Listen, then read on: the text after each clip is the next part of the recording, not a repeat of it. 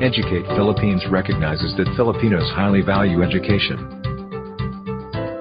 As a matter of fact, education is a non-negotiable aspect of our culture. Parents always prioritize their children's education above other things. Teachers dedicate their lives to imparting knowledge to the students the best way they can. Students demand relevant knowledge for their academic and professional success to enable them to contribute to national and global development. It is for these reasons that Educate Philippines offers its services to academic institutions in the Philippines to provide the right technology to teach and learn online.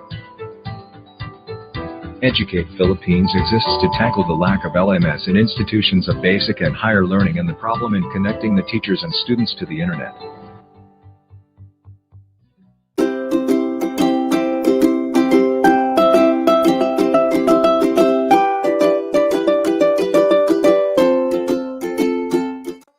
To succeed today, organizations need to adapt and evolve with new skills and capabilities, from machine learning to design thinking, blockchain to business skills. And the need is massive. 74% of organizations know that reskilling their workforce is important in the next 12 to 18 months, but only 10% feel ready to address this trend. At Skillsoft, our goal is to democratize learning. So we set out to create a new kind of platform based on a fundamental belief that every person has the potential to be amazing. The result? A digital learning platform driven by flexibility and personalization. It's powered by AI, but has people at its heart. Skillsoft Percipio helps learners accomplish goals, celebrate their journey, and unleash their edge. How does Percipio do it? It's all about the journey. Aspire journeys are pre-curated, role-based, and skill-based learning paths that help companies prepare employees for the high-demand roles needed today and tomorrow, like agile development, data science, cloud computing, and leadership development. AI makes it easy. Breadth of content is great, but you need curation and customization to make it useful. Our AI-driven homepage keeps things fresh, engaging, and relevant for each and every learner. Search in human speak. Percipio's search functionality uses Google BERT natural language processing AI, which means learners spend more time learning and less time searching. Badge Up. Learners celebrate, record, and socialize their achievements with verifiable digital badges that are theirs to keep. Over 5 million earned and counting. Seamless experience everywhere. Percipio lets users learn in whatever increment they have time for, bouncing between media formats, devices, and collaboration tools like MS Teams seamlessly, without losing track or progress along the way. They can even learn while in the flow of work with our embedded learning synchronized assistant, ELSA for short. Customization and integration.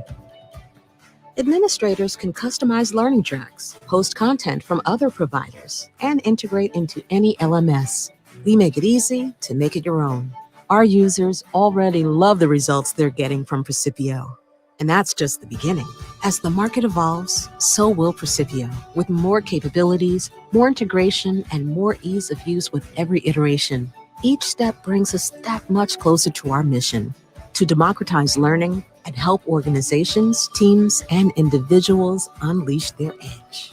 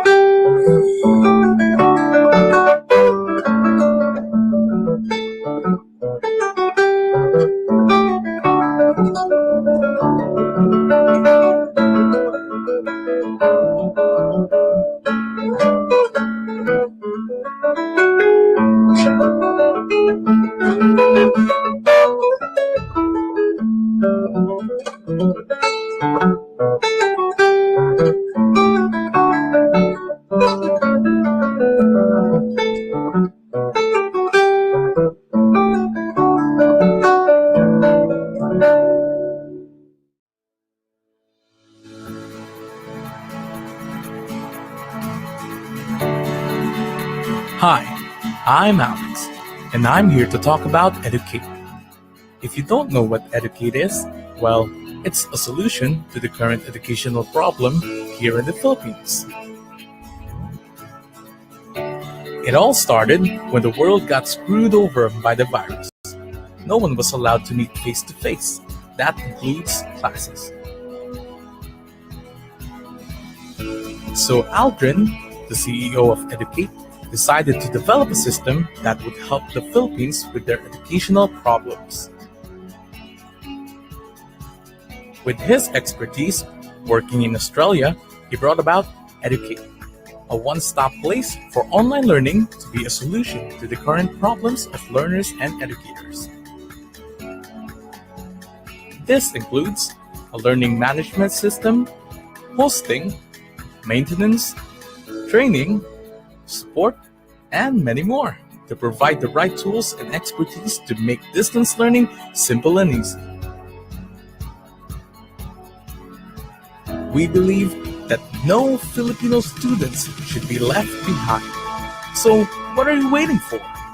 We welcome you to the Educate family.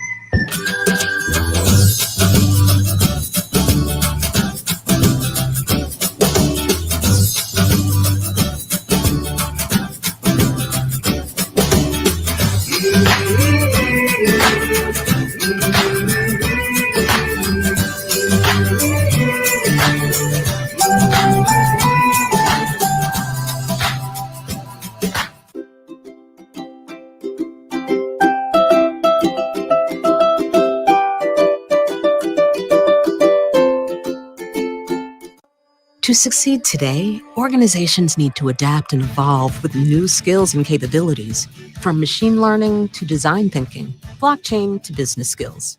And the need is massive. 74% of organizations know that reskilling their workforce is important in the next 12 to 18 months, but only 10% feel ready to address this trend.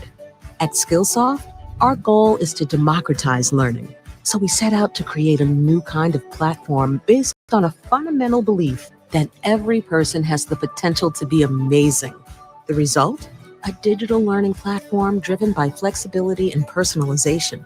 It's powered by AI, but has people at its heart.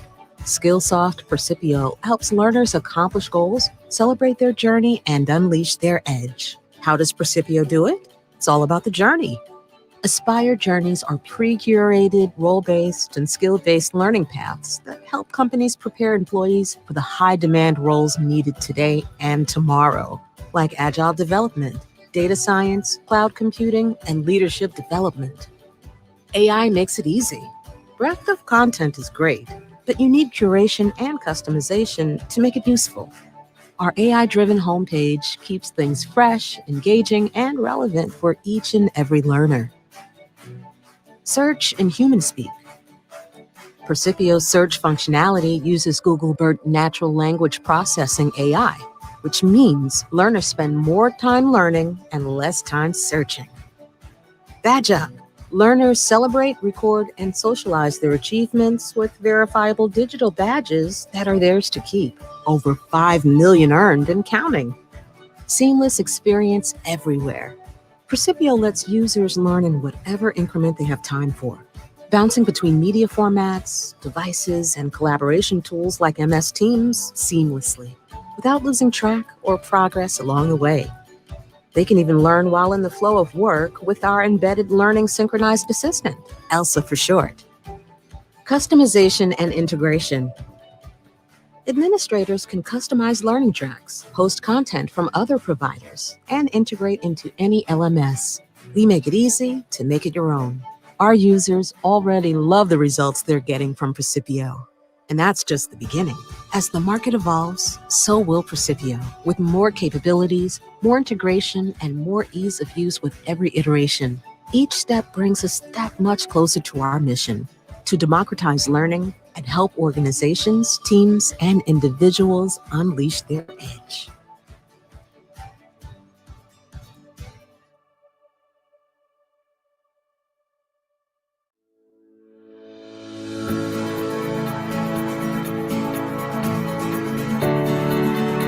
Hi, I'm Alex, and I'm here to talk about Educate. If you don't know what Educate is, well, it's a solution to the current educational problem here in the Philippines. It all started when the world got screwed over by the virus. No one was allowed to meet face-to-face. That includes classes. So Aldrin, the CEO of Educate, decided to develop a system that would help the Philippines with their educational problems. With his expertise working in Australia, he brought about Educate, a one-stop place for online learning to be a solution to the current problems of learners and educators. This includes a learning management system, hosting, maintenance, training, support, and many more to provide the right tools and expertise to make distance learning simple and easy. We believe that no Filipino students should be left behind. So what are you waiting for? We welcome you to the Educate family.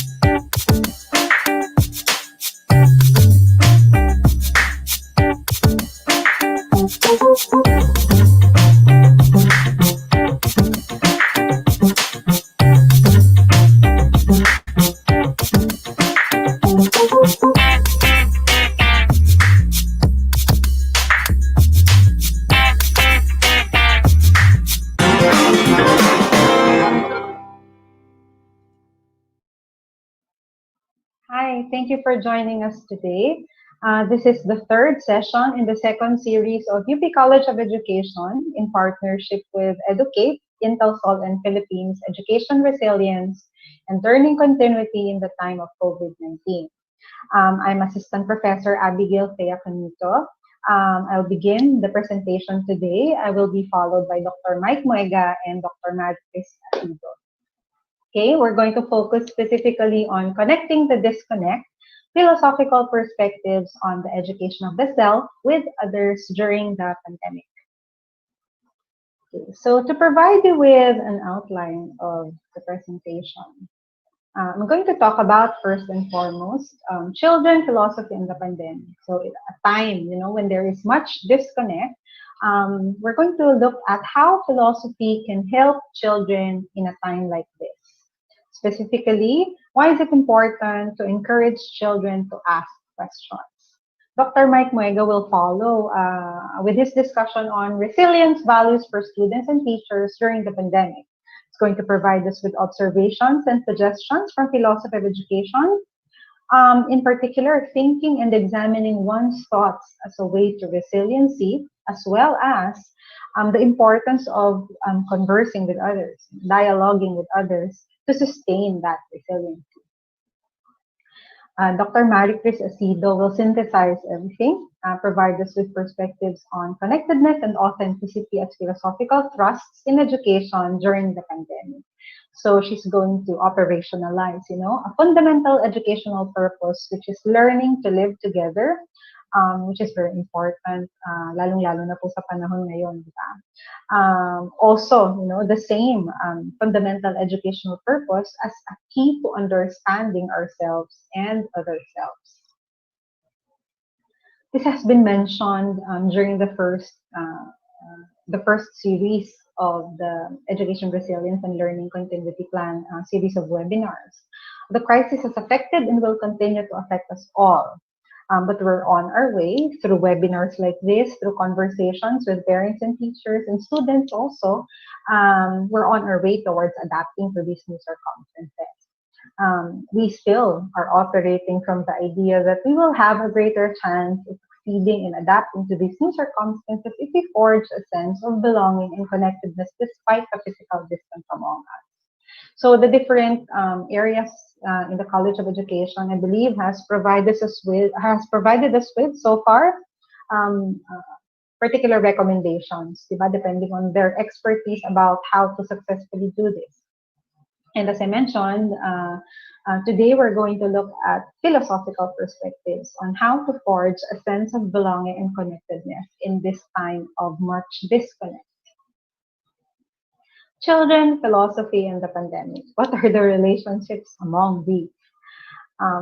Siguro it's important to acknowledge the starting point, the idea that children can think for themselves.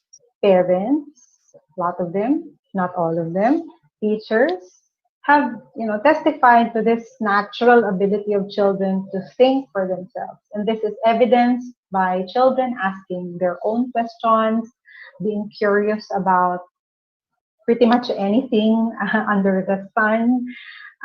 But basically what we're saying is children are not blank slates who don't know anything. Children can think for themselves. And that's where we're going to begin our discussion. From the philosophical perspective, we believe that it's important that they learn to reflect upon and understand their own experiences. I think it's unfortunate that even adults, they don't always have that opportunity or maybe even the capacity to truly reflect upon their own experiences and understand their own experiences. And philosophers have argued that the reason for that is more often than not, is that these adults never really had sufficient opportunities as young children to do this. In other words, nagsisimula po yung habit ng pag-iisip, pagre-reflect, pag-unawa ng sariling karanasan habang bata. Okay, nadadala ito hanggang pagtanda. So, importante na hindi sana natin ma-miss yung opportunity na yon with young children, especially because, as I mentioned, they're naturally curious and they have all of these questions. So, how does philosophy help children, most especially in a time like this? Maraming tanong yung mga bata. And although feeling natin siguro po kung minsan, it doesn't do them much harm that we don't take up these questions, we don't entertain them, or we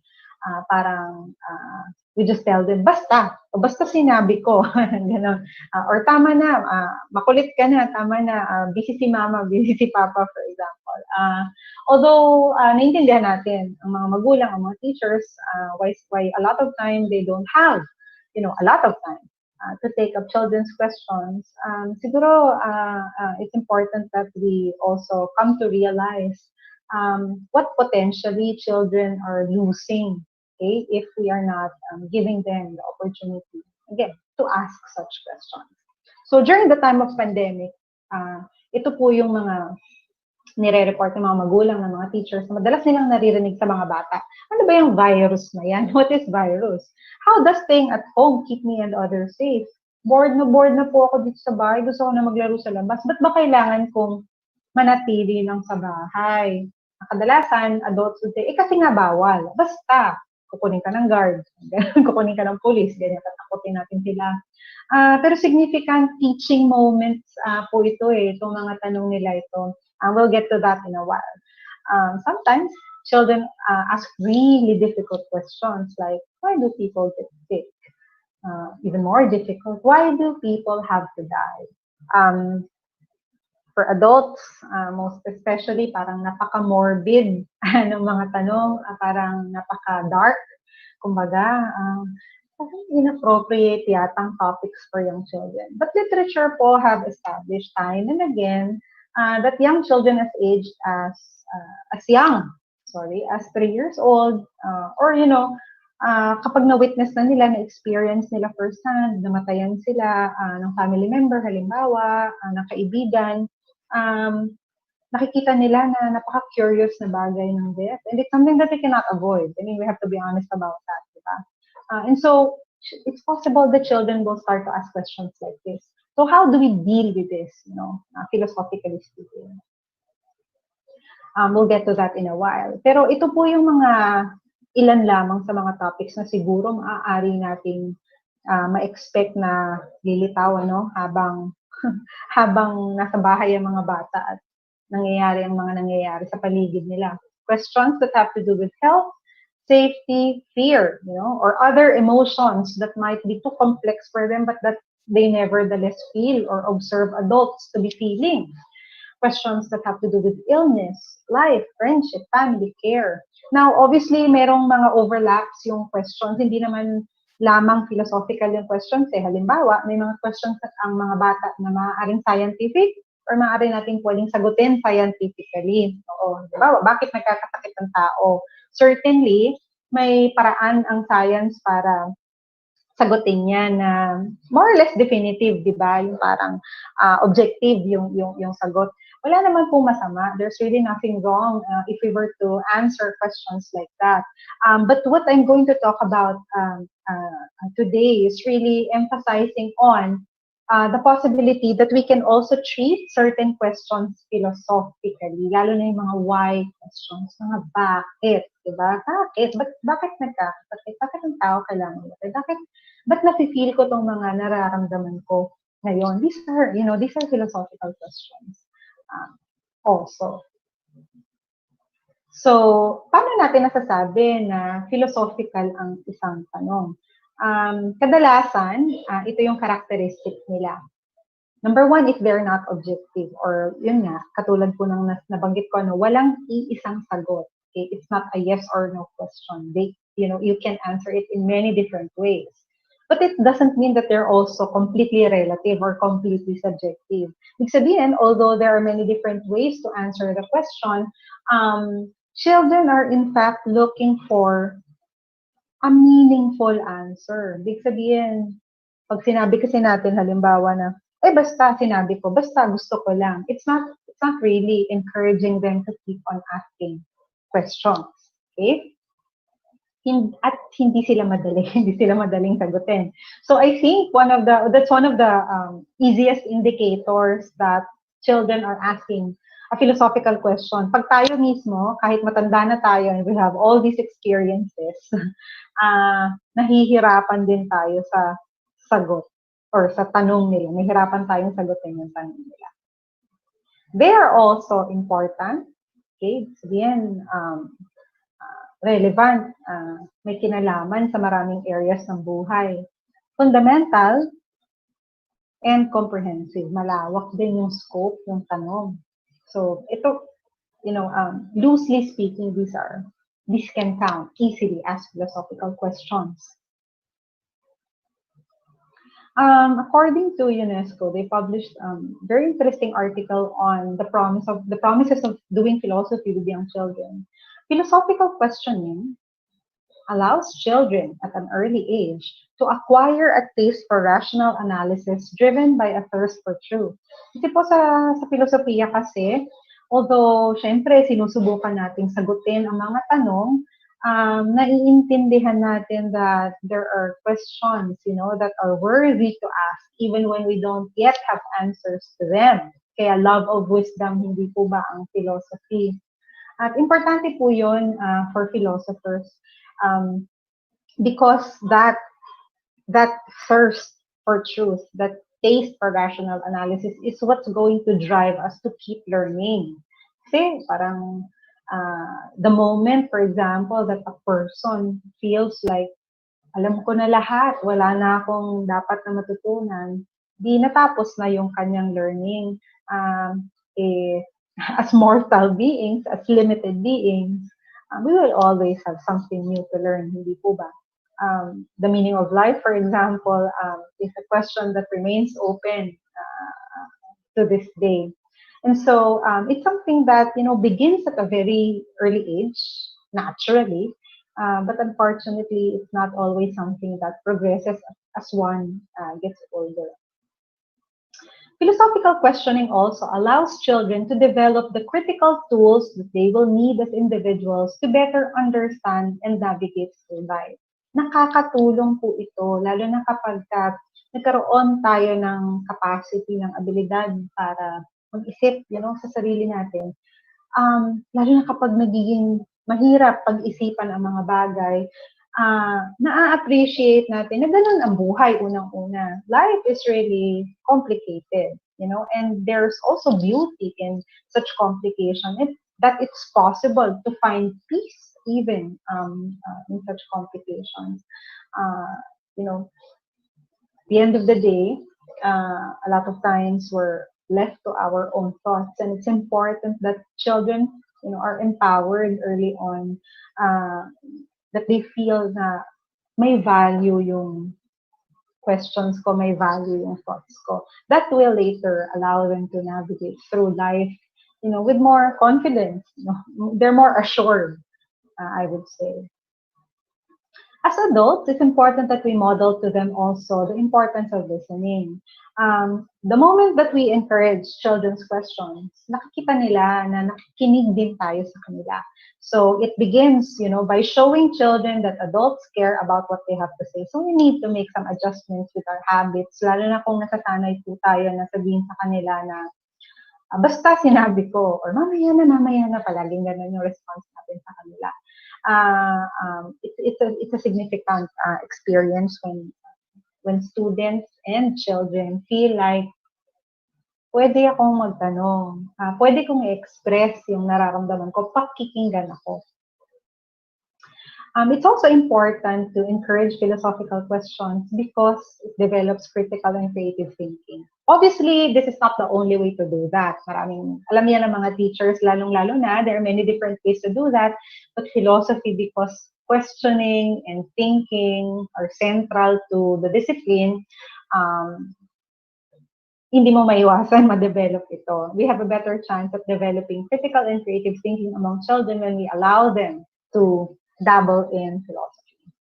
Making them aware that there are many different experiences and opinions. This is significant in critical and creative thinking. Critical and creative thinking does not develop when one does not ask questions and when one does not learn to listen to other perspectives as well. Kasi importante po yung awareness na may iba't ibang opinion, may iba't ibang perspectives kasi doon ka magtitimbang. Doon ka titingin kung ano ang mas mahina, mas malakas na mga opinion. So that's very important, diba? That would eventually exercise their abilities for formulating judgments. Basically, critical and creative thinking involves carefully assessing a situation, pitting ideas against each other, and logically following a train of thought. So kahit po halimbawa, parent lamang at bata, pwede na nila itong simulang gawin. Mas magkakaroon ng ability yung bata later on to do this with other people. Okay?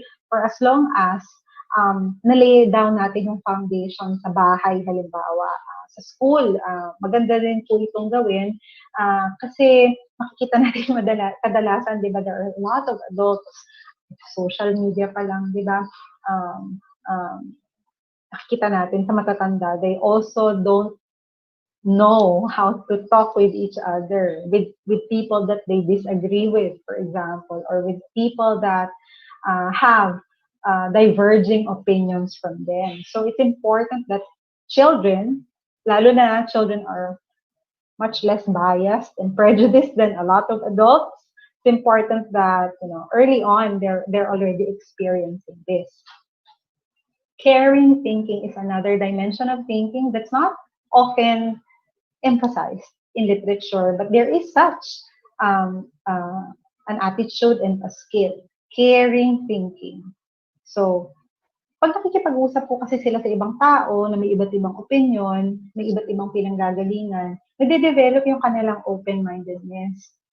Kasi compared with, for example, when people, whether adults or children, they only speak with people na like-minded, sabihin pare-pareho sila ng opinion, pare-pareho sila ng experiences, wala silang masyadong natututunan.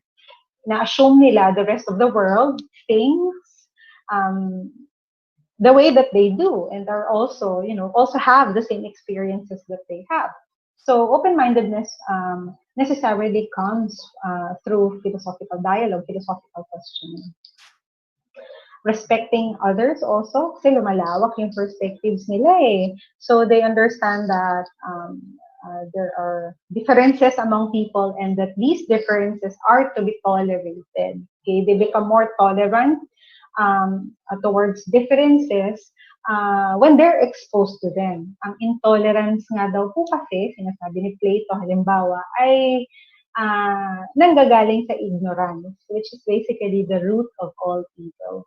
So when we encourage children to ask questions, when we model listening to them, they also will listen to other people, and they will learn that there are many differences among many different people, and that's okay. We can live with them kahit na iba-iba tayo. Okay? Yun, siguro logically speaking, yun ang isa sa mga bagay na makikita siguro natin mapapatotohanan, 'di ba? Yung ating aims for inclusivity, for a more inclusive world. Ultimately, mas magiging compassionate sila. Kasi, yun nga, nauunawaan nila na iba-iba pala tayo, and that it just takes a little understanding. And in that sense, wouldn't we all become much more connected, on a much deeper level when we are able to develop caring thinking? So, simply put, ang akin pong advice is to keep philosophical conversations going. So, it's important to start from their own questions. Make sure that we also do not bombard young children with our own questions. When children ask questions, whatever they are, for example, they ask questions about death, halimbawa, as opposed to adults asking them about such questions, nakikita natin pag sa kanila kasi galing ang questions, ibig sabihin, meron na silang degree of readiness for such questions. It's a good sign, for example, na pwede natin i-take up yung topic kung sa kanila mismo nanggagaling yung tanong. As adults, we should actively listen, not pretend listen, but actively listen and welcome ideas, even ideas that might be different from ours. Kailangan natin i-model yun. Kung gusto natin maging open-minded, compassionate, etc., yung mga bata, pinapakita din natin yung dapat sa kanila na respectful din tayo sa ibang opinions. Ultimately, what it teaches children is that it's okay to have different views. We are responsible for our opinions because philosophy does not just ask what you think, but why you think what you think. Children also learn that we can learn from each other kahit na ilang taon ka na. And that it's okay to be wrong. Unfortunately, even some adults, a lot of adults, I would dare say, have not internalized this.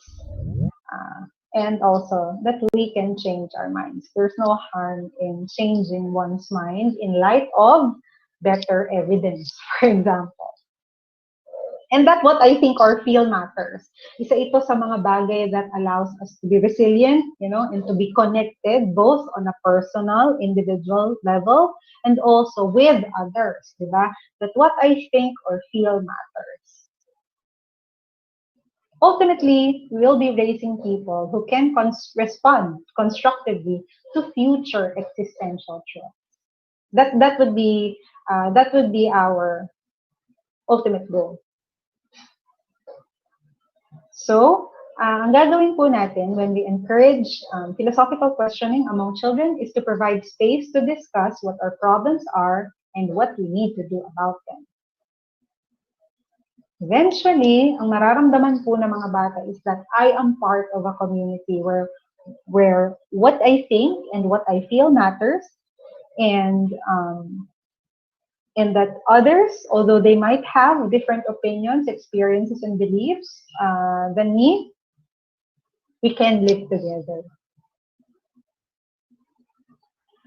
Mac Philippman, who is the proponent of a pedagogy that we call philosophy for children, says that our objective is not to turn children into philosophers, but to help them become more thoughtful, more reflective, more considerate, and more reasonable individuals.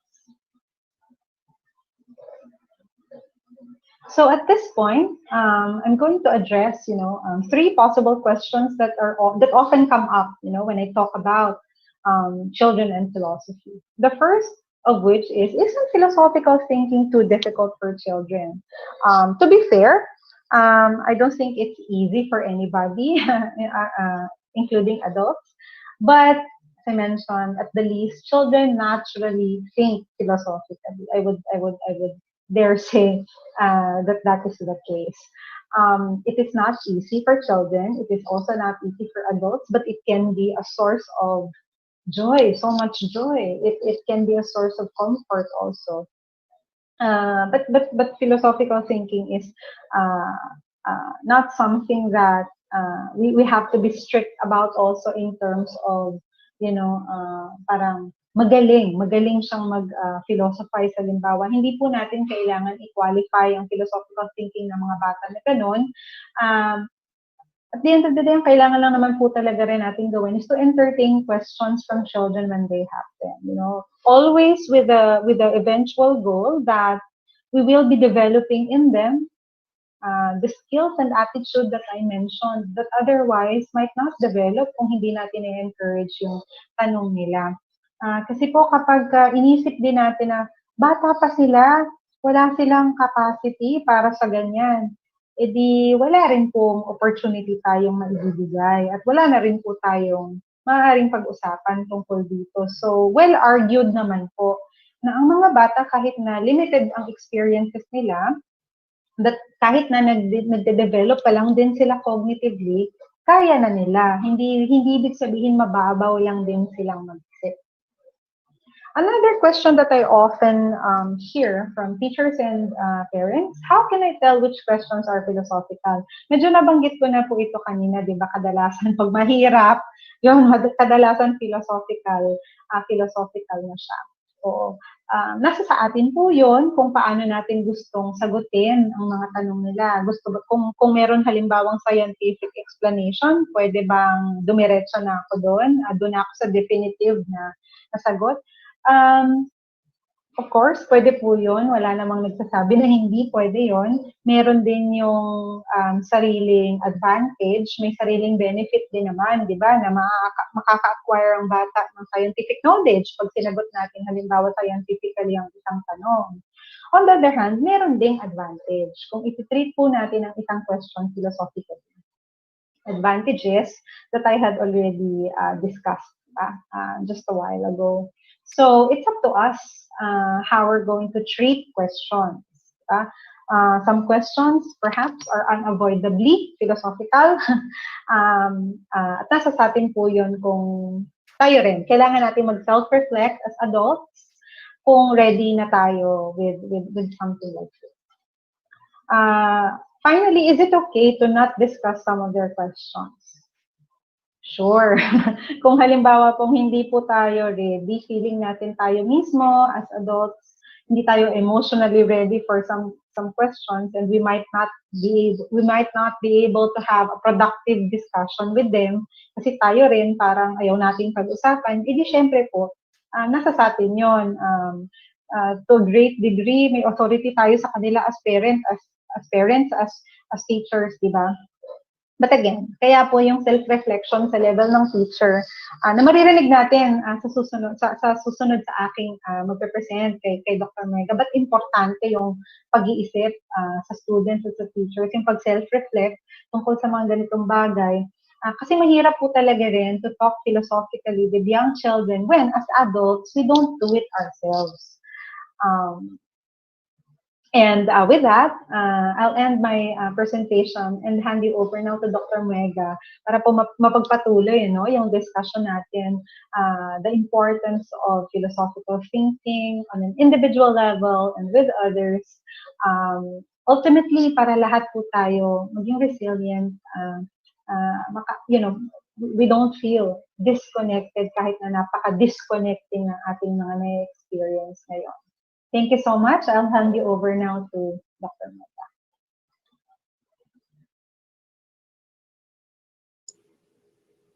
Good morning, everyone. This is going to be a very short presentation about resilience values for students and teachers during the pandemic. I partitioned this presentation into the discussion of the following: resilience, resilience values, and scope of control. I'm not holding you up beyond 30 minutes. I have only 9 slides.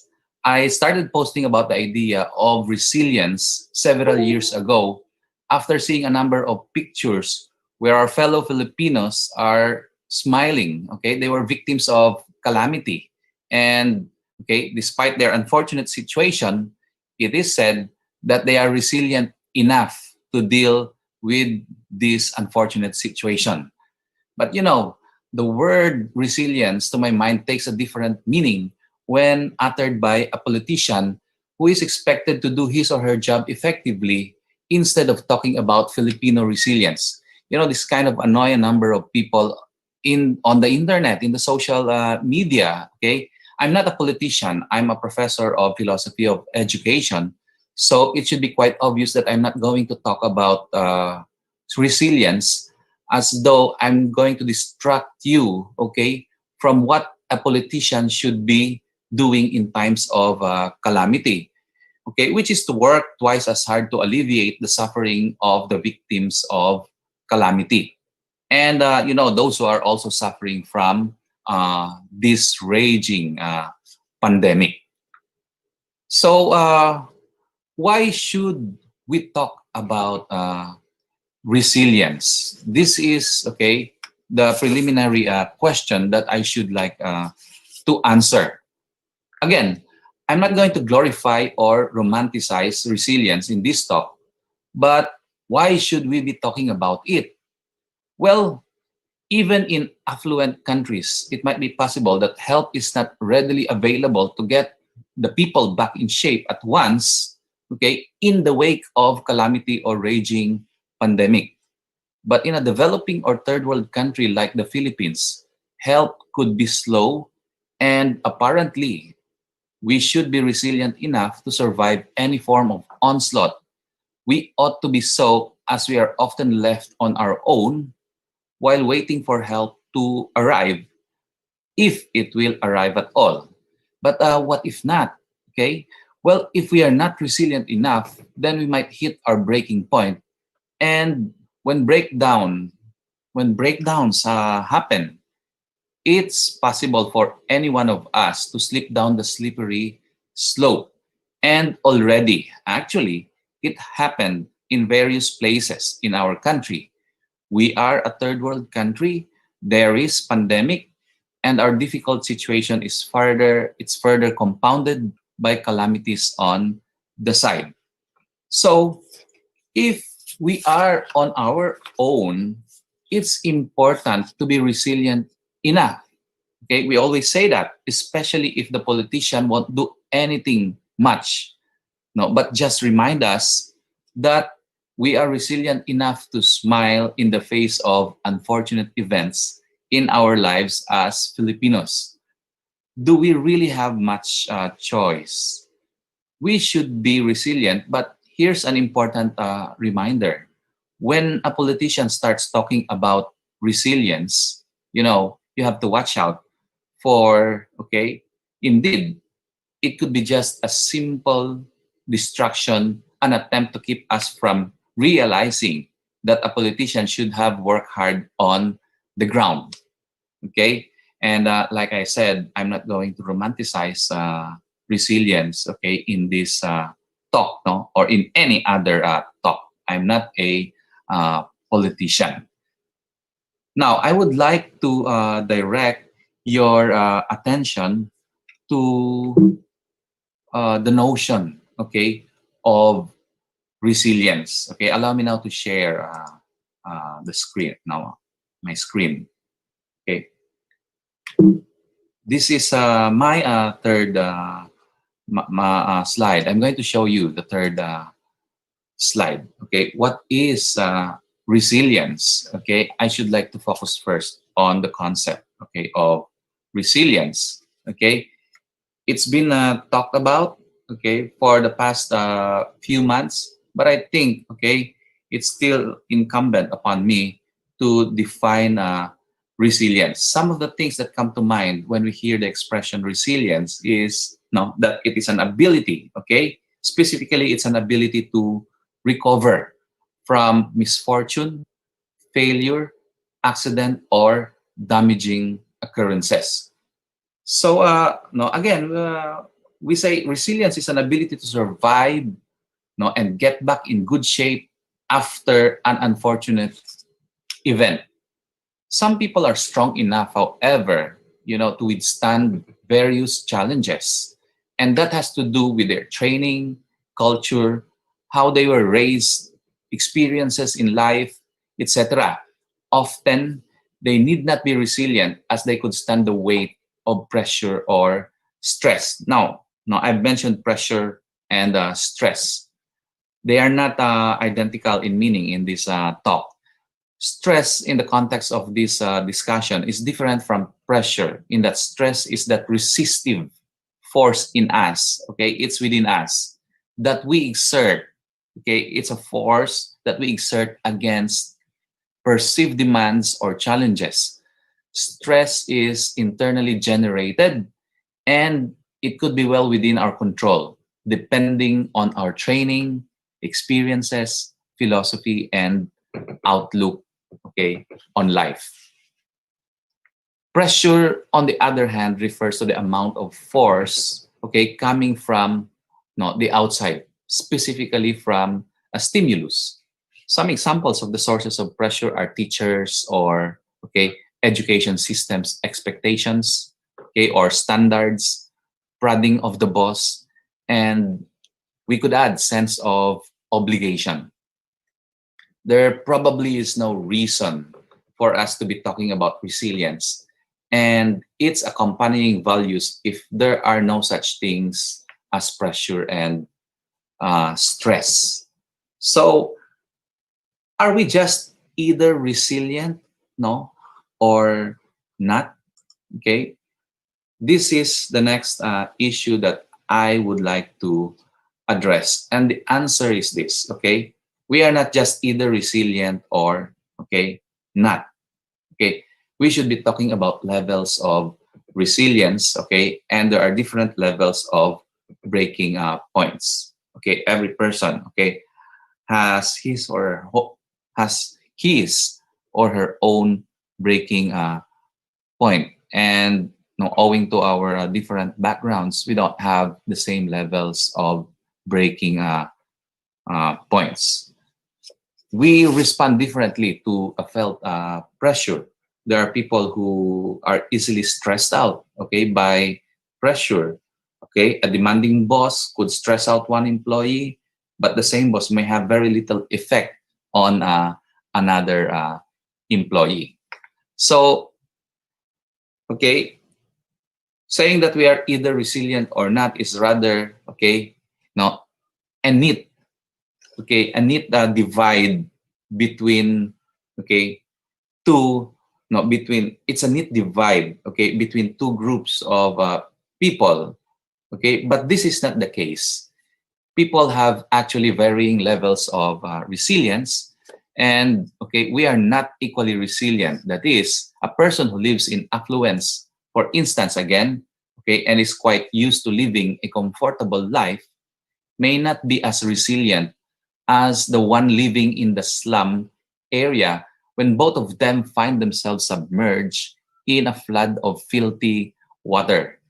The rich person, okay, may already feel like he's on the brink of breaking down, while the other one is just coolly drinking beer, okay, while half of his body is under water. So in sum, we have again, okay, varying levels of resilience as well as breaking points. Now, what our resilience values. Okay, I would like to get into more specific matters. Okay, some examples of resilience values are the following: control, focus, composure, prudence, decisiveness, courage, confidence, and alertness. I'm not going to talk about each of these resilience values today. I am going to focus on only one resilience value, and this is control. Okay, but we could say that if we are lacking in focus, composure, prudence, decisiveness, courage, confidence, and alertness, okay, chances are, okay, it will be it will be easier. It will be it's our we will have a hard time if we are lacking in resilience values. Okay, we will have a hard time adjusting according to the demands of a difficult situation. Okay, and when stressed out, we shall not be able to get back in good shape very easily. Okay, so allow me to give you a simple and brief definition of resilience values. Okay, these are values that we pursue or keep if we already have them, in order to get back in good shape after having been subjected to stressful situations. Okay, but like I said, I should like to focus on the idea of control. Okay, and by control, we mean a certain amount of influence, restraint, or capability to determine what might come out in the future.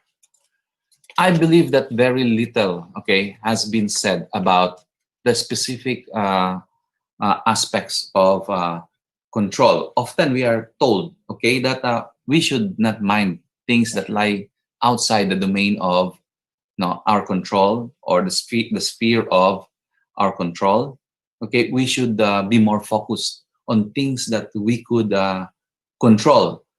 But I have noticed that we have yet to address the question, what really are these things that could be found within the sphere of our control, and how could we tell if something is well within the sphere of our control?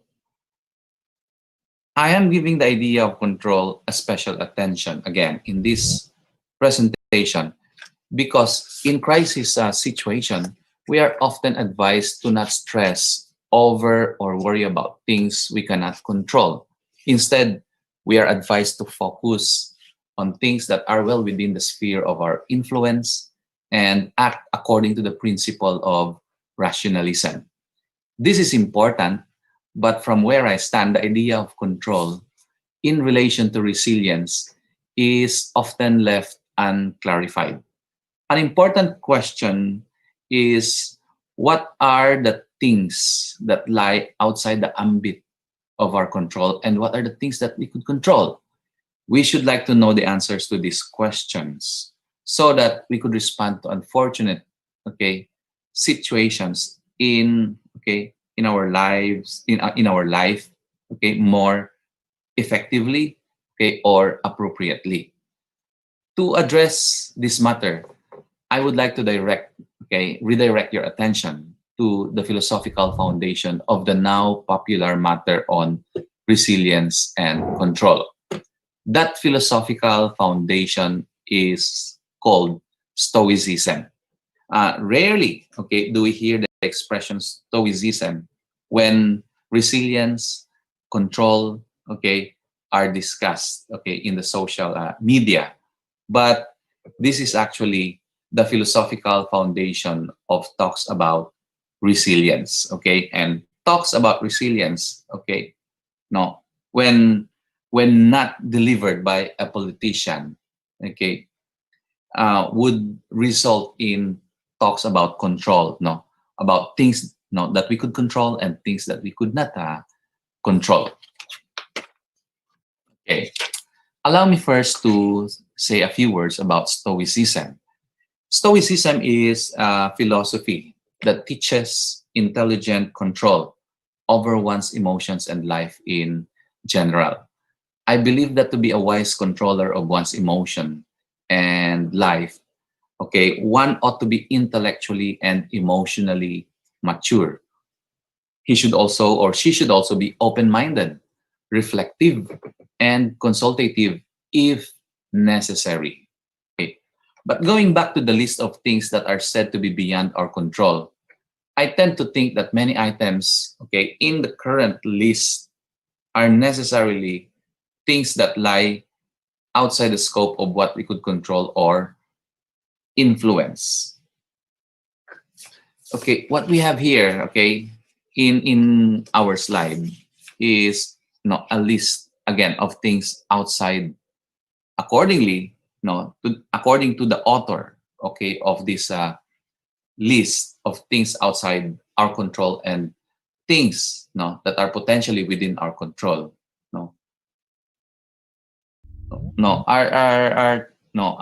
These are the following, okay, items. Vast majority of my emotions, thoughts, sensations. This is not my list, okay? I got this from a psychotherapist, okay, and life coach who is also a medical practitioner.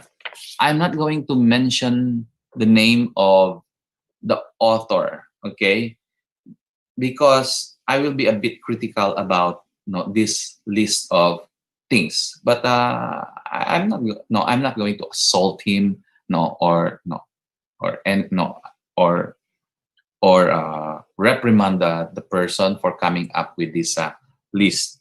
I just want, okay, to say a few critical, to raise some critical points about this list, okay, which more or less overlaps with other lists that were generated by other authors, and published or posted, on the internet. Okay. So the real issue, okay, is actually how much control could we exercise over these things? The answer to this question, of course, will depend on many factors, some of which are relevant resources that we make available, planning what we need to do, and execution of our plan. So if you say, it's not really up to me if I achieve my goals, chances are you won't work hard enough to attain your goals. If you're not going to educate yourself about what you could do, then perhaps you won't be able to enjoy what you are doing. If you will not present your best self, then perhaps you can just expect that many people will judge you in a negative way. All this could happen to us while we believe that there's nothing that we could do about these things. This is my main concern here, because in a number of other list of things that we, okay, that are said to be beyond our control, there are actually a number of things that we could possibly influence. Okay, again, try to review the list that we have here, okay, of things that are said to be outside the ambit, okay, or the scope of my or our control. Vast majority of my emotions, thoughts, sensations, okay, well, I could concede that memories of things, okay, are outside our control. But whether or not we could achieve our goals, how good we feel when doing what we do, what other people say or do, how others perceive our motivations, how others judge or perceive me, what happens in the future. I don't think, okay, that these things are, okay, that they are not things that could be found outside the sphere of our control. There is actually so much that we could do in order to influence, okay, what might happen in the future, how others, okay, may perceive our motivations, how others judge or perceive us. Okay, sometimes it depends on how we conduct our selves, on how we behave, on how we present ourselves. Okay, judgments, okay, are made on the basis of how we behave, okay, or present ourselves. So now what I'm trying to say here is that we should approach this, okay, kind of list of things that say these are the sort of things that we cannot control. We should approach them with utmost caution. Okay, we should question them. Okay, we should be critical about them. We should reflect about them. Okay, I will say not why in a short while. Well,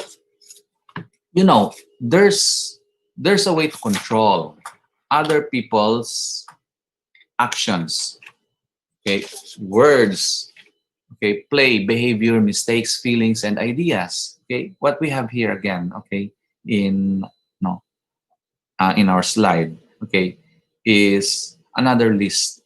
I found another list of things that are said to be well within the sphere of our control. This list was generated by another person, and this is more or less, okay, similar, okay, to the ones that were mentioned a while ago. Okay, they are accordingly similarly things that could be found outside the scope of our control. Other people's actions, other people's words, okay, play, behavior, mistakes, feelings, ideas. There's nothing we could do about them. Okay, when your boss, okay, make judgments about you, is it really the case that these are things that you cannot control? If you're going to read, okay, the literature on behaviorism, the literature on behaviorism, okay, you will find that the behaviorists are saying otherwise. So again, my point is, if you just agree, okay, to what this list, okay, of things, that's list of things that accordingly, are things that we could not control, you might just end up suffering from your own inaction if you are going to accept or believe what this list is saying. Okay, so we need to review these things, okay, the merits of these of these claims. So what is the point again of this observation in this period of pandemic and difficulty? I would like to end this short talk with a reminder that when we are told that there are things that lie inside and outside of the sphere of our control, it would help to remind ourselves that there are good reasons to believe that there are actually a significantly longer list of things that we could control. The opinion of our teachers, colleagues, or superiors are not necessarily outside the region of what we could control. We can change that opinion, again, depending on the quality of our performance as a student or teacher. And this observation similarly applies to other things that some, okay, of us currently tend to think are beyond their control. The matter, more often than not, is how much influence do we have over a number of things.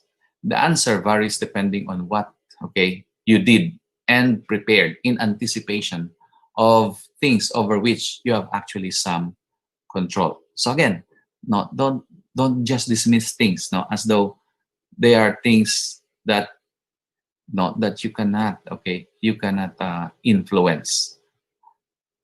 But I agree, there are things that we cannot control. Okay, and some of these things are the following: the typhoon, okay, earthquake, flash flood, directions of the wind, occurrences in places where we have no influence, and of course many other things. But we can make some preparations to survive or deal to survive these things or to deal with them. Okay, I'm ending my talk here, but I'll be happy to answer some questions. Again, there appears to be things that can't be changed Okay, and the best course in the face of them is inaction. But try first to review such list, okay, of so-called uncontrollables. Examine them, ask your friends, okay, or inquire about them with your friends, okay, if they could be altered, no, if such things, items in the list could be altered or probably no, be modified, okay. Probably you will realize that many of these things that are said to be uncontrollable are actually things that, okay, we could still influence with some effort, with some planning, with some design. Okay, it's not no necessarily true that no what the other authors, okay, are saying, no, it does not follow that no what the other authors are saying, okay, is true. So again, okay, no. Um, this ends my talk, no, and I'll be happy to address, okay, some questions if any. Thank you for listening to me on this matter.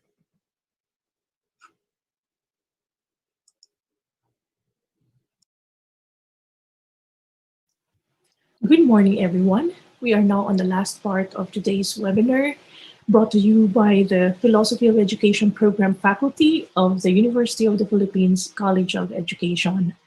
Our discussions have focused on the challenge that the COVID-19 pandemic has brought upon education and how this has asked us to go beyond education in the four walls of the classroom to consider educating ourselves along with others with the aim of forging connectedness and a sense of belonging despite the physical distance that is hampering us from seeing one another.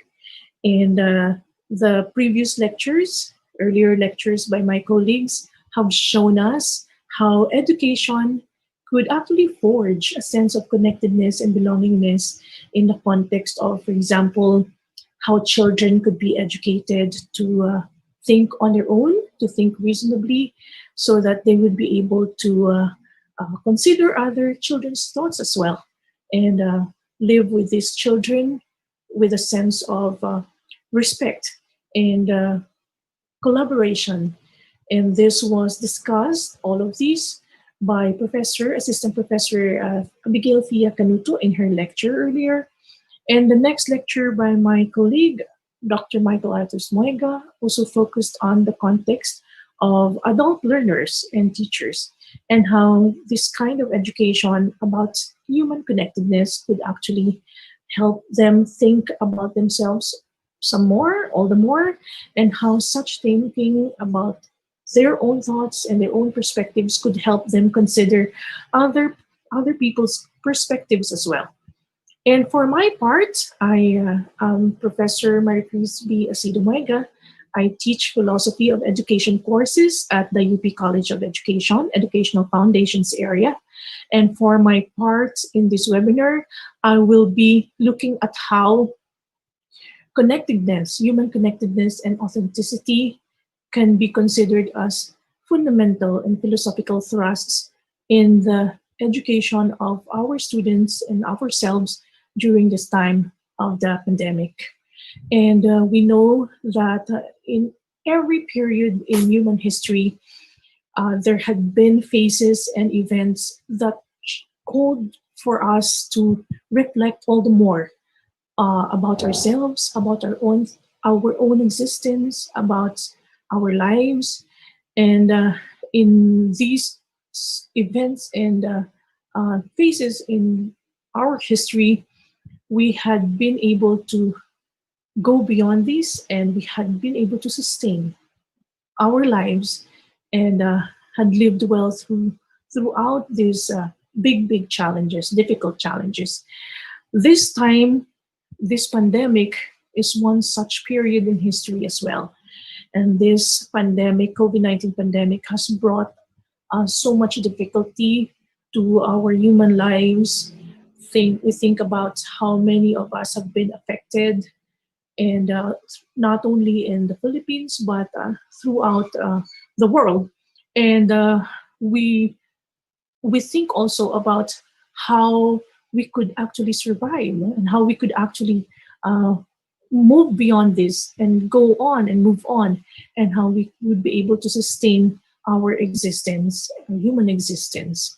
And with such ideas uh, about our vulnerabilities as humans that are being brought to light to us by this pandemic, we think more about how we would be able to survive, go beyond our vulnerabilities, and such calls for a kind of forging of relationships with other humans as well.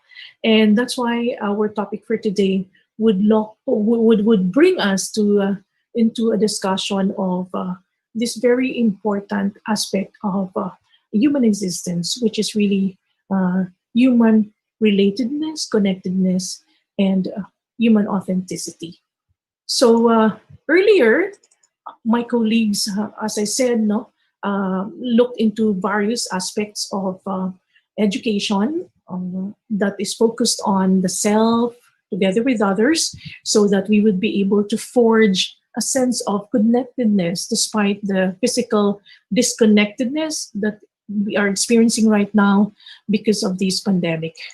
Now we are going to look at, as I said earlier, connectedness and authenticity as philosophical thrusts in education during the pandemic.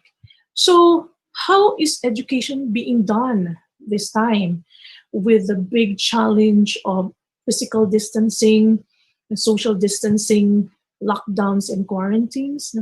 How is education being done? We know that most of the countries in the world, uh, we are doing remote learning and we are doing online learning.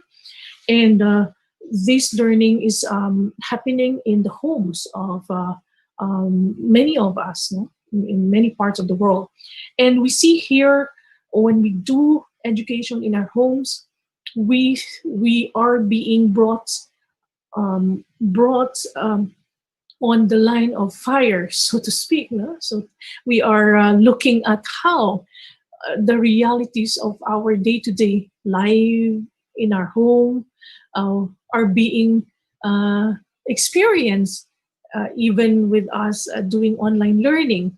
So education during the pandemic is something that is grounded in human realities and contexts. We see this very clearly now that we are in our homes, that we are in our natural habitat, and we see how these things that are happening in our homes are making an impact too in the kind of learning that is going on with ourselves and our children.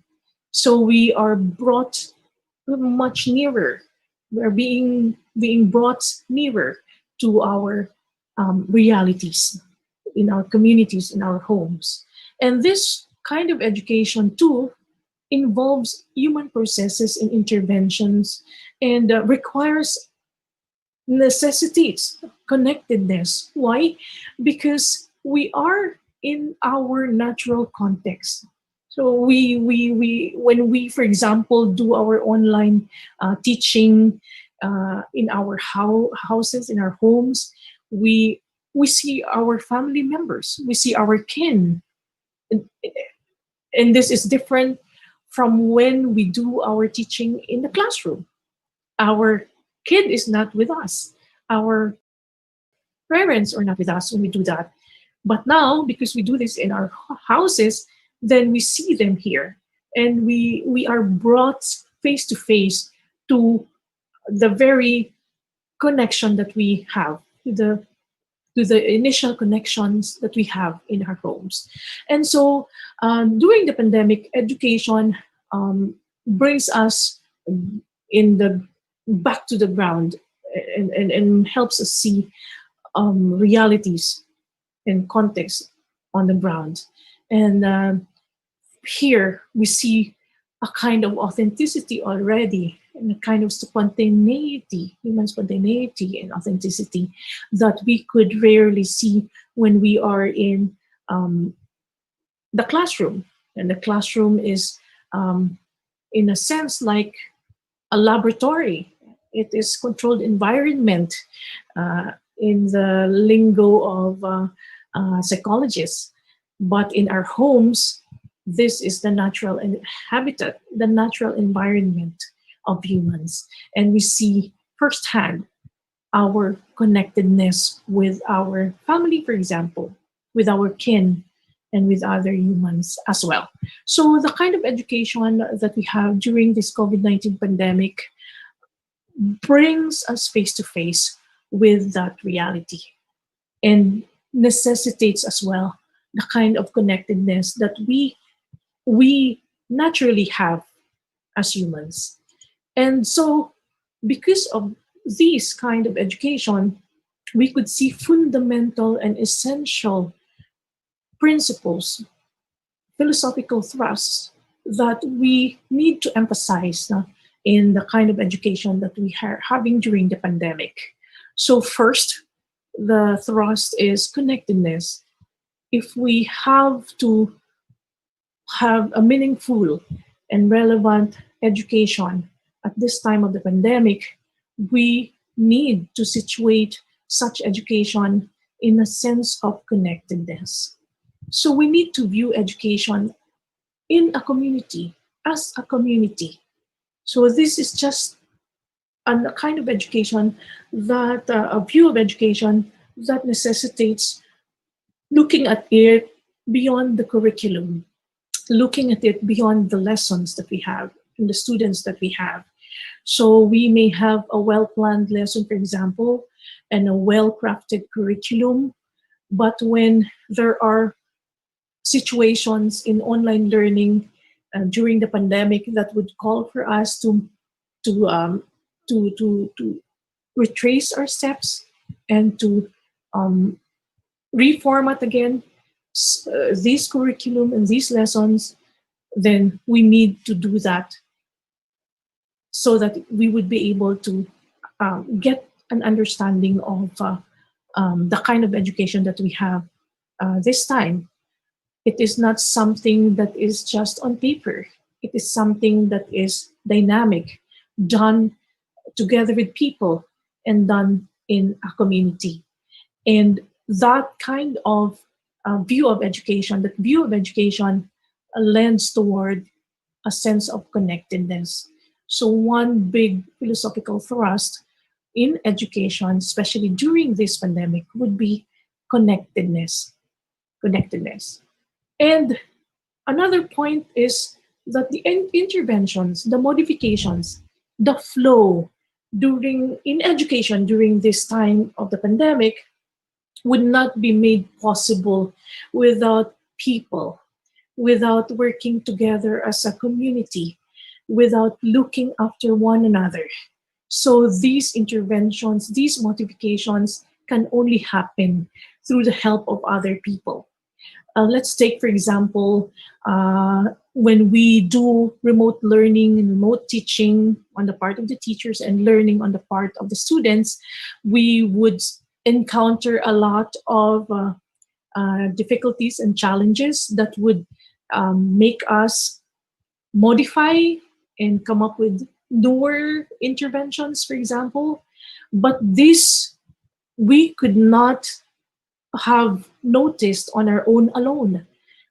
Our students, for example, would give us feedback in our online teaching to do this, to do that, to give suggestions on how to make the lessons more participative, more active, and more collaborative. Then we are able to give the modification and come up with interventions and innovations because of people telling us and reminding us to do so. So it necessitates already a sense of connectedness, a look at education as working together in a community. Our own self cannot do that alone. So in our education during the pandemic, the sense of connectedness is very important. The view of education as a sense of connectedness is very important, and we need to see it that way. For example, even in the administrative level, in the context of education, for example, principals will not be able to see the need to modify certain things if the community does not feedback, does not give feedback. So let's not go outside the Philippines, for example. Let's just look at our communities. When we have modules, for example, we see in the news how our Department of Education would actually do modifications and come up with interventions on the modules, okay, corrections on the modules, precisely because the community, the parents, the students themselves, and the teachers too, and society, the Philippine society, have clamored, have called on the department to modify some parts of the modules. Students give direct feedback to the teachers during remote lessons on how they could not cope with the multifarious assignments that are being given to them, and how the teachers could actually be asked to by the students to be lenient, a bit more lenient. And so these were made possible because people work together as a community, and people have seen an a connectedness with other people, and that's why this has been made possible. All right, and so another philosophical thrust in education during the pandemic would be human authenticity. If we look at the kind of education during the pandemic, this one would be something that is rooted in our own contextual realities.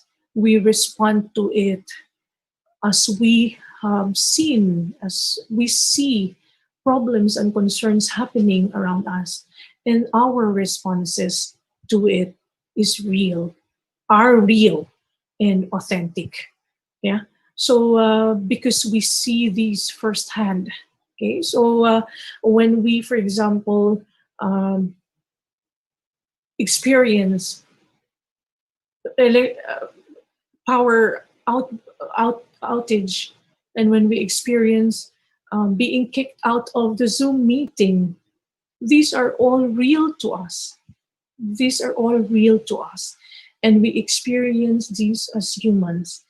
And our responses to this would be authentic to our being humans. And so the kind of education that we have during the pandemic is authentic education, and lends back to and lends toward authenticity as well in education. So our responses also would challenge us to be humane, and humaneness is one showcase of human authenticity. Sharing, being real, connecting with people would be big aspects of human authenticity. And the stories of educators about their experiences are also authentic. Let us listen to these stories. So one big thing that we can do during this pandemic would be to tell our stories. We need to share our stories because these stories are authentic. It's really about our experiences. And these stories would also, later on, when we bring these together, would become voices of educators, students, and teachers, and even parent teachers at home during remote learning, about how they carried through with educating their kids, with educating people, with learning if you're a student during this time of the pandemic. And it brings us back to ourselves and to the selves of other people too, as we try to connect with them. And so we see here a certain philosophical positioning during the time of the pandemic, because we look at education, that the kind of education that is really nearer to our own existence as humans, to our own selves as humans. And as we look at ourselves, we also begin to see other selves like we see our own. Okay? And we consider their positions to be their own authentic positions. And so with this kind of education, we look at our shared humanity and the perennial problems of life. And this means that we can always learn from and identify with the thoughts and practices of others. It is said that in order to understand ourselves, we need to understand other selves as well. And so education during this time of the pandemic challenges us to look at our shared humanity and to the sense of connectedness and relatedness that have actually described and depicted human existence throughout the periods in history. Let not the pandemic stop that kind of view now, and let us see ourselves in light of other selves as well. And so for this particular part, we are going to look at how specific questions could be discussed and how this could be answered in relation to the topic that we have today. So firstly, one question could be, how can these philosophical thrusts of connectedness and authenticity be applied in actual education pedagogies and processes during the pandemic? So now it asks for actual application in terms of pedagogies, strategies, and processes in the context of education.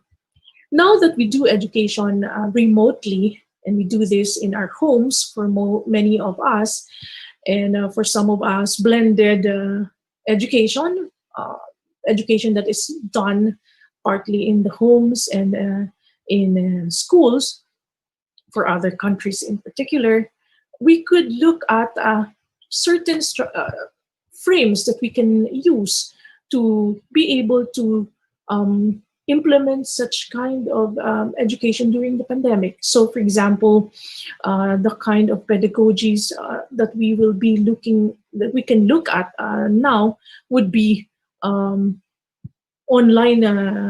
teaching, remote teaching, and this would necessitate a lot of adjustments on the part of everyone. So again, connectedness is still very real here, because without such connectedness, the teacher could not really be able to undertake such kind of education effectively. The teacher needs the parents, and the parents need the teacher as well.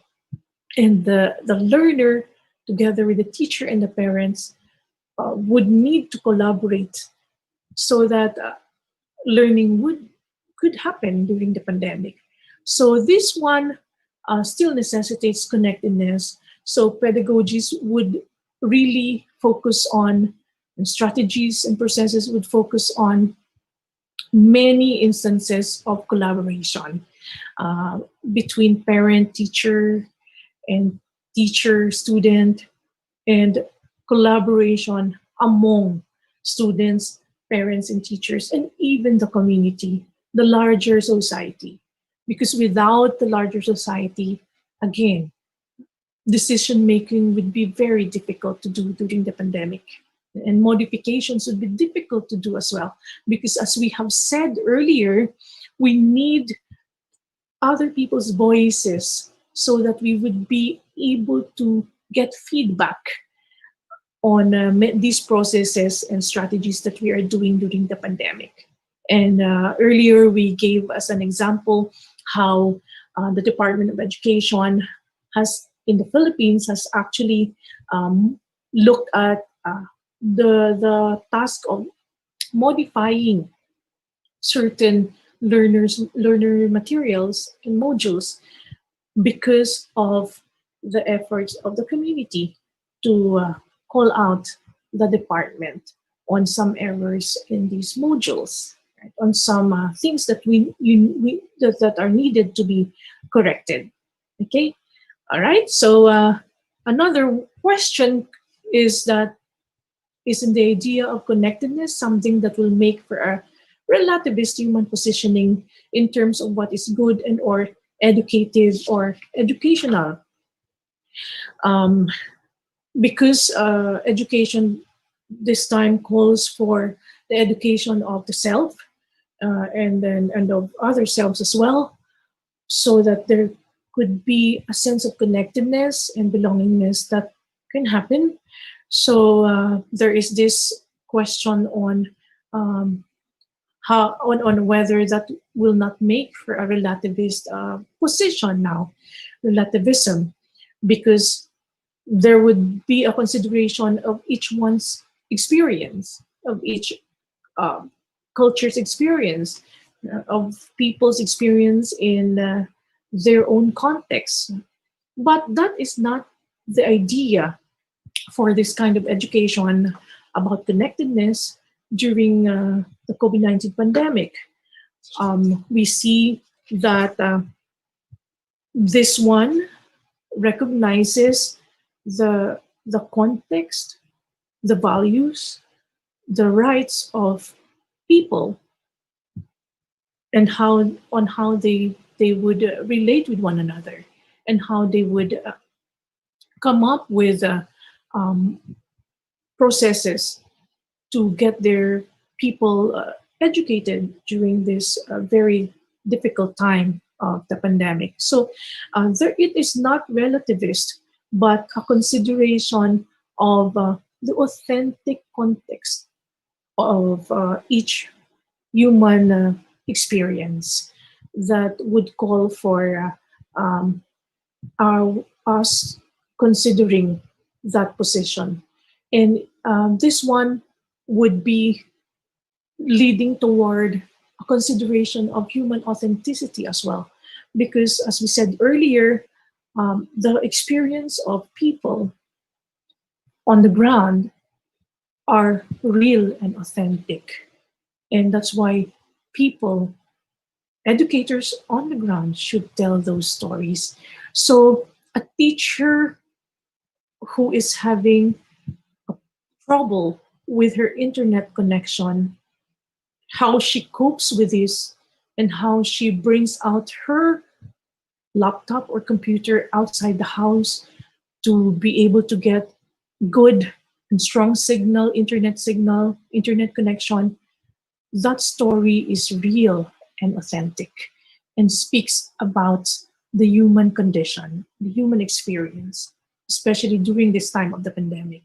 And that is not something that shouldn't be considered when talking about education during the pandemic. And many of our policies, education policies and education directives during this time have actually been based on those stories from the grounds. Okay, so for example, the reason why the Department of Education in the Philippines and the educators here, even some educators from the private sector, private schools, considered coming up with modules, blended learning, for example.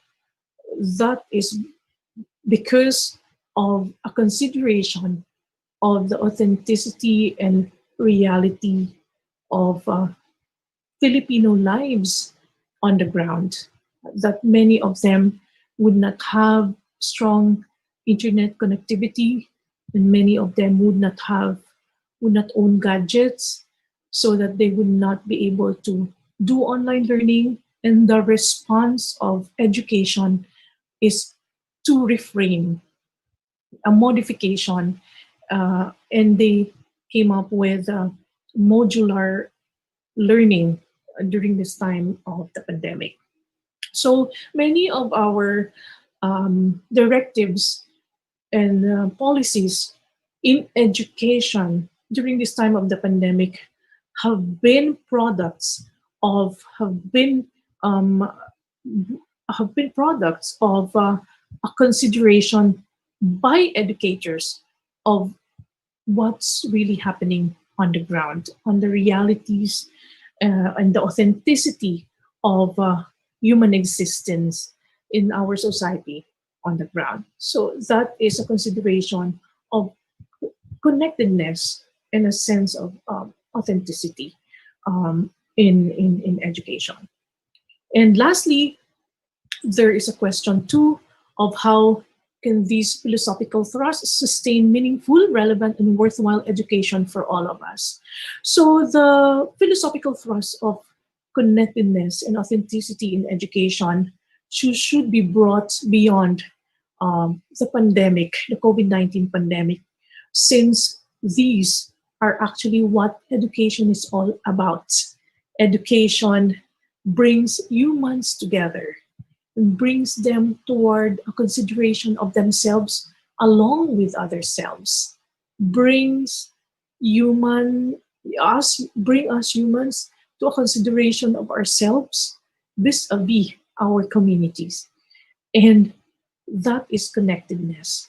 And our consideration of our experiences on the ground brings us to authenticity, human authenticity. And these are essential and fundamental elements of education. If we have to educate our people, the Filipinos, we have to look at the concepts of connectedness and authenticity.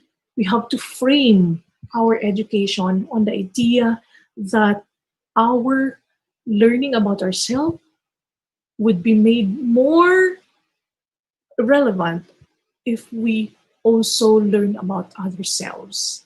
We understand ourselves more when we understand our community. We get affected by what's happening in our community. We cannot deny that during the pandemic, most especially, no matter how insulated one is, the pandemic, the COVID-19 pandemic, was still able and is still able to affect each one of us. So we need to be connected. We need to consider the community. And we need education to also be framed on the idea of authenticity. It's not supposed to be artificial education, something that is artificially done using artificial tools and instruments and processes. Rather, education should be viewed as authentic.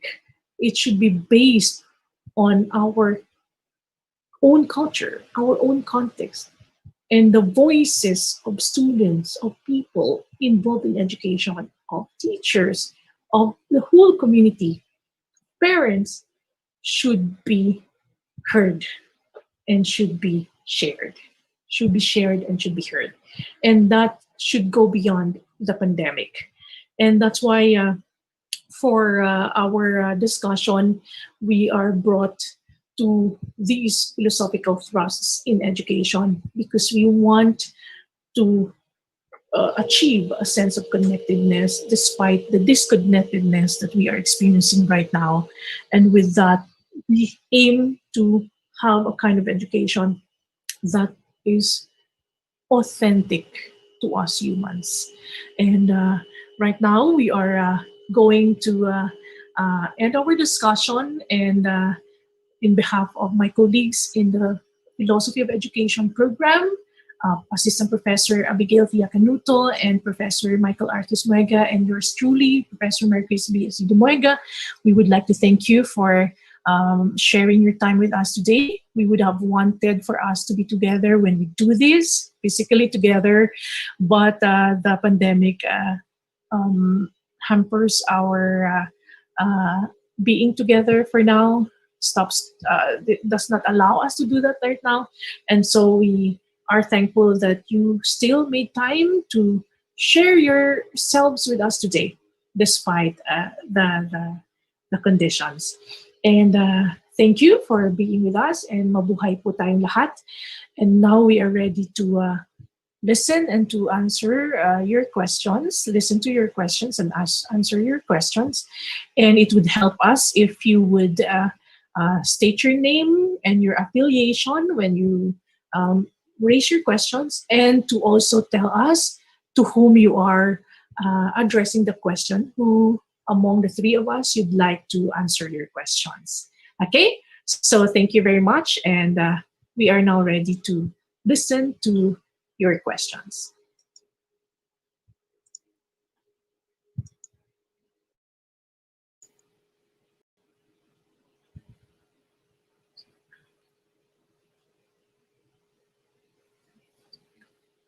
Good morning again, everyone.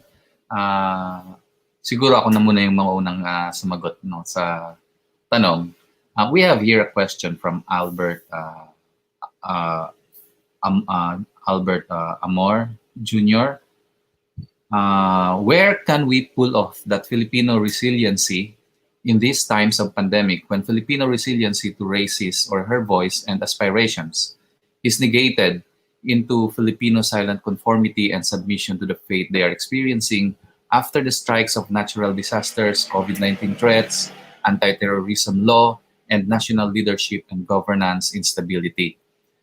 When Filipino resiliency is sensationalized and romanticized, that the real problems and the need for solutions to this are overlooked.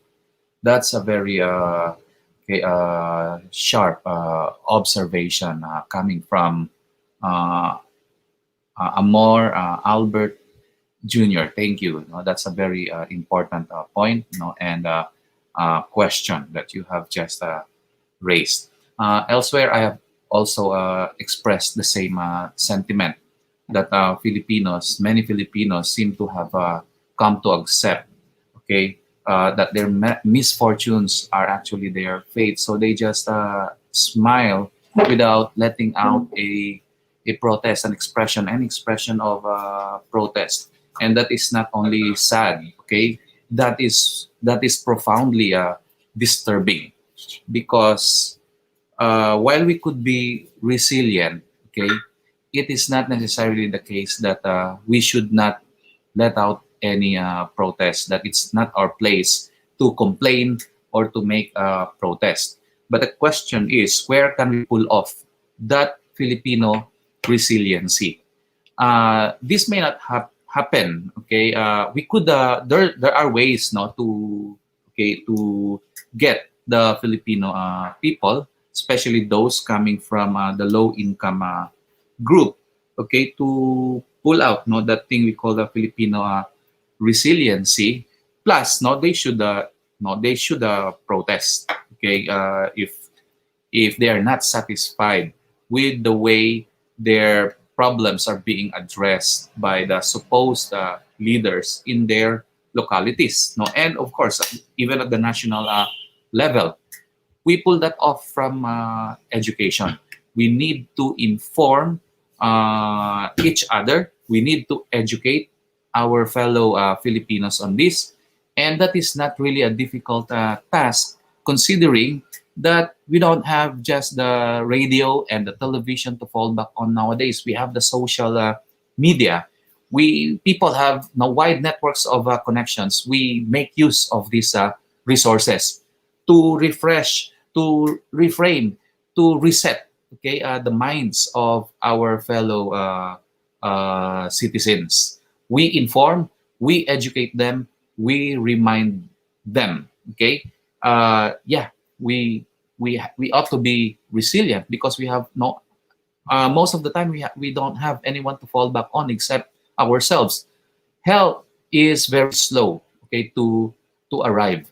So we need to be decisive. We need to be smart. We need to be intelligent. We should not lose focus. But at the same time, if the government, the people in the government or the administrators are too slow with their response, okay, to the requirements of the difficult situation, we should at the same time express, okay, our protest. There's another question. No, it's from Rhoda Galangco. What is your stand, my stand on positive thinking? I like your ideas, so I'm curious to know your stand because in the world out there, once positive thoughts clash with a lot of negativities. Yes, that's also an important. That's an important question. That's no interest. No, that's also interesting. Okay, uh, what? Well, we could raise that as a general question. What should be our stand? Okay, on positive thinking. Okay, is it a good thing? Well, between positive thinking and negative thinking, I see no reason why we should go for negative thinking. But we should not lose sight of the fact that there is also such a thing as realistic thinking. For instance, if we are not going to help ourselves, if we are not going to respond decisively to crisis situation, if help is not around, for example, okay, flash flood is ongoing, and we could predict that in no time this will reach the roof of our house. We cannot leave things to chance. We have to respond accordingly. And saying that it's going to happen, oh no, it's going to happen, it's going to reach the roof of our house, okay? There's nothing we could do about this. That is not necessarily, no, that could be negative thinking. Realistic thinking is thinking that it could happen, but I should respond appropriately, okay? That is according to the requirements of our fast changing environment. We should be able to, to predict what might come and act accordingly. Well, positive thinking, of course, okay, will help a lot. But there are resilience values, okay, there are resilience values that should determine our actions. And some of these resilience values, again, are the following: focus, open-mindedness, hard work. Well, if we may add, acceptance of what might come. But like flood, okay, worsening case of pandemic, but there are ways to survive, okay, to survive this onslaught. There's there's one last question coming from Ma'am Marina Kila. Okay, this is the question. There's a case of marginalization in the workplace with influence of strong politics. Okay, could it be controlled? It may look, yes. No, it may look like it cannot be controlled because there's a dominant party, okay, in your political situation, and you feel like you are so subdued. There are no resources to pull out. You have no power over anyone, okay, in your institution. So you feel that you seem to have no other choice but to just take things as they come, as they are imposed on you. But again, I would suggest, okay, that a good organization, workers' organization, will help a lot. What we could do is to find a good leader or a set of good leaders who could lead the organization well. So, there's a way to control the situation. Okay, history will show that. No, and again, it all depends on how well a workers' organization, okay, is led or managed. You could strengthen the organization by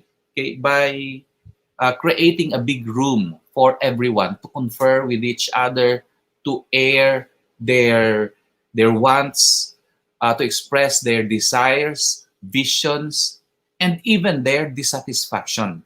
And a good leader, could always find a way to communicate what the workers want, okay, their dissatisfaction to the people in the organization who could address more effectively, okay, the matters of the workers. Or no, a good organization will help a lot. We educate also our co-workers. There are more questions, okay, for our colleague, Professor Abigail Canuto. So I'm going to give the floor now to Professor Thea. Thank you, Sir Mike. The question is from Alexander Magno. I think there's one question for my presentation. How do we get our message across to a child without imposing, but at the same time making him or her appreciate viewpoints different from his or hers?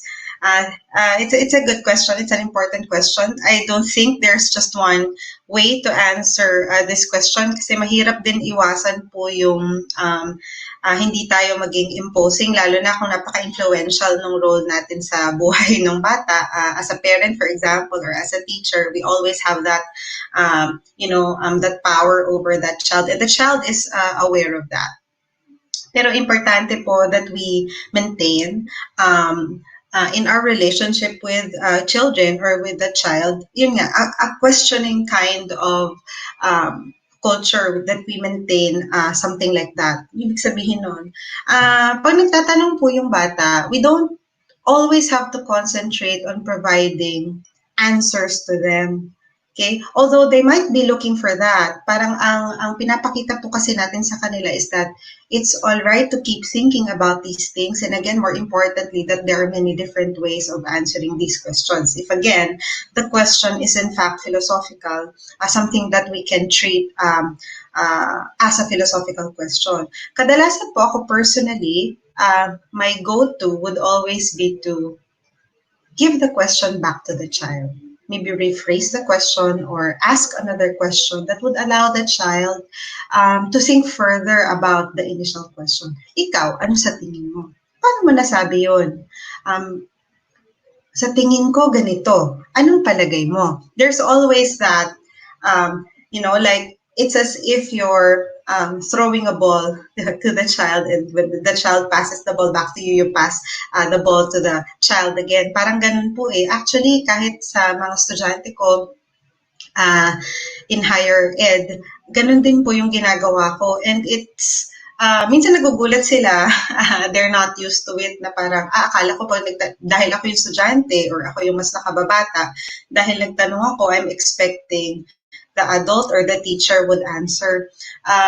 But again, it's a kind of experience that develops that kind of habit. And eventually, as time goes on, pag nasasanay po sila doon sa idea na ibabalik din sa kanila yung tanong, they become more comfortable with it. They also expect it. And so they start to become people who no longer merely look for answers. Parang they're also expecting that they're going to be thinking about what they're initially thinking, as we go along. And later on, even when they come across adults who might be imposing, they wouldn't be as impressionable, as easily influenced as siguro as they were in the beginning, because they have already developed the habit of reflectively thinking because of the culture that we forged and that we maintained with them as adults. So yung pong pagiging imposing, hindi lang din kasi siya tungkol sa kung paano tayo magsalita or sumagot sa isang tanong sa isang pagkakataon. It's also a question of how impressionable children are or other people are. Kasi kahit matatanda, may mga adults halimbawa na mas gullible, hindi ba? Mas madaling mapapaniwala or hindi takot sila halimbawa to take their own stand. So they would blindly trust, for example, what other people would say for as long as they seem to be credible or they hold some kind of authority over them. So yung habit ng philosophical questioning and talking about them, allowing children to ask questions, when they grow up, they carry along with them this habit of thinking twice, being yung parang meron silang healthy, I want to say healthy dose of skepticism na hindi lahat basta-basta nila paniniwalaan. And so, at the end of the day, pag po naging successful tayo doon, by and large, hindi na natin magiging masyadong worry na maging imposing kasi guarded na sila because they have yung tinatawag natin na yun nga yung thirst for truth and diba, a taste for rational analysis, then they become more independent-minded. And so, and that's why I kept on emphasizing in my talk that it's important to lay down that foundation as early as possible. Kasi habit po yun, it does not happen overnight. And as I mentioned, eventually, pagka na-meet nila, may mga na-meet sila because they will expectedly meet people like that, na mag-i-influence sa kanila just because they're younger, just because they're seemingly impressionable. They would benefit, I think, if we were to cultivate, again, culture of questioning, of a taste for rational analysis, a healthy dose of skepticism as early as possible. Yun po siguro. I've browsed through the other questions. Maybe Dr. Acido would like to answer some questions towards the end. From Albert Amor also, is connectivity a human right nowadays? Parang, because Dr. Acido was talking about how all of these things are fundamental educational aims, diba? Dr. Acido, are you there? Thank you very much, Abby. So yes, I had been mentioning earlier about how human connectedness is related to is actually considered and can actually be considered the right of individuals, of people. I'd like to rephrase the term, change the term to connectedness, human connectedness. If we look at the basic tenets of our rights as human beings, the right to socialize and the right to form connections in our society is a fundamental right as well. That's why it is imperative for the kind of education that we're having right now during the pandemic, most especially during this time, and even beyond the pandemic. It is imperative that we look at human connectedness as a very important fundamental aspect of that education. So thank you for that question, Sir Albert Amor. And then I'm looking also at the question of Ma'am Marina Kila. She said that there is this dilemma amongst teachers that if we really follow, we become religious on the ideas and ideals of human connectedness and human authenticity. This would probably pose a dilemma or an issue in terms of our being able to carry out lessons and lesson programs in our classes and courses. She's particularly referring to the medical courses in the medical field.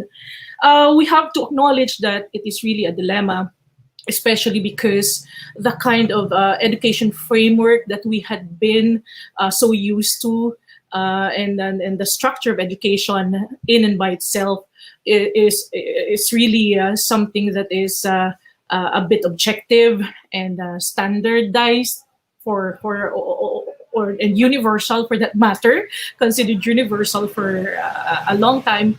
That's why not being able to, for example, implement a particular program design or lesson in our courses might mean that some of these learning outcomes may not really be achieved. And that is a real concern as well. And but it is also real, the experiences of participants in the educative process, these are also real. And that's why the teacher is being asked to be agentic, to become the agent who will look at how the implementation of the lesson program or the materials could be done in consideration as well of realities of people on the ground. So because at the end of it all, if we look at the whole thing, such education and such lesson will not really become meaningful and relevant despite the participants having gone through such lesson, such program, or such education process, despite us having gone through that very promptly and efficiently, if the people and the participants, especially the students, and even the teachers and the learners, and even the community would not have any kind of relationship with the lesson at all, because there are certain things from their end and on their end that would hamper them stop them from making meanings out of such lessons. So the teacher here is called to become the agent, an active agent. The agency of the teacher or the educator is really very important, and this should be one of the major things that we should look into, and so that we would be able to carry out our tasks during this pandemic, considering as well the connectedness, our connectedness with people, with our students, with the community, as well as looking at the experiences that are on the ground. Okay, so thank you very much for the question. And there is a question too on coming from Ma'am Roda Galanco. Don't you think that there is power play in connecting with authentic experiences? School administrators base their policies on their authentic experience and disregard those of the students. Yes, this one is very real as well. So again, the call really for agency and moral agency, among educators, especially in relation to administrative functions. So definitely some of the policies that have been carried out and that have been implemented and carried out in many departments of education, in many schools all across the world, and especially in the country, would have been based on policies that are preferential to some sectors.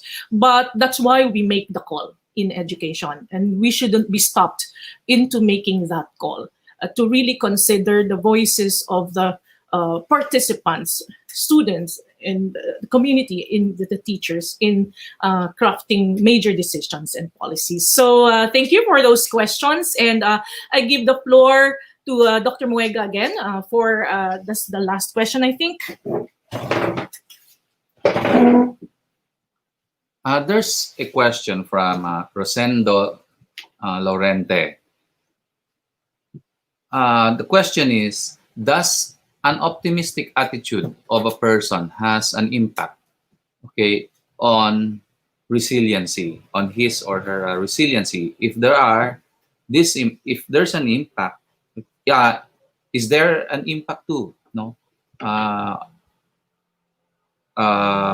Is his optimistic attitude? No. Does his optimistic attitude have an impact too on his personality? I'd say, okay, that an optimistic attitude, of a person is relevant to one's being resilient. If you are pessimistic, okay, it's very easy to lose hope. Okay, it affects your confidence and the desire to fight back, to put up a good fight. Okay, and it may have disastrous results. Okay, at times it has it could damage, okay, our person. No, it could be self-destructive on many occasions. No, this had happened to a number of people. It pays to be optimistic, but we have to approach this too with utmost caution. We can't just be optimistic without moving a muscle. Okay, it's one thing to be optimistic, okay, no, while seated, okay, on a comfortable chair doing nothing, it's quite another thing to be, okay, an action-oriented person who is optimistic. Optimism should be coupled with the right, no, or appropriate action. Now, does this have an impact, okay, to the person's personality? Yes, of course. Okay, and if I may add, it really helps to be optimistic, no, and action oriented, because optimism, okay, is highly infectious. This is important if, for example, you are the head of the family or you are a leader. If you are dominated by the spirit of pessimism, okay, you are dominated by the spirit of negativism, it could likewise infect your coworkers, no, if you are the head of the family, your children. So you have to show confidence, optimism. Okay, you have to be hopeful. This should be displayed in the open, but like I said, it should be coupled with right action. Okay, so I think there are no more questions. We would have wanted to discuss with you more about this topic. And so I think we come to the end of our webinar today. We asked Prof. Canuto to show her face in our platform so that we could formally say our thank you to everyone. Maraming salamat po. Thank you very much for sharing your time and yourselves with us today. We hope that this will not only stop with us discussing about these things, but there really is a big challenge for us educators to do our part, become agents really of sharing and communicating with our participants, with our cohorts, with our stakeholders, so that we could really become connected. Very difficult to do, but we need to do that, especially in this time of the pandemic. So maraming salamat po. Thank you very much to the UP College of Education. Thank you to Educate and to SOLN Philippines and to our colleagues in the UP College of Education, University of the Philippines, and all over the country, and even outside the country. Mabuhay po tayong lahat. Thank you very much. Thank you po.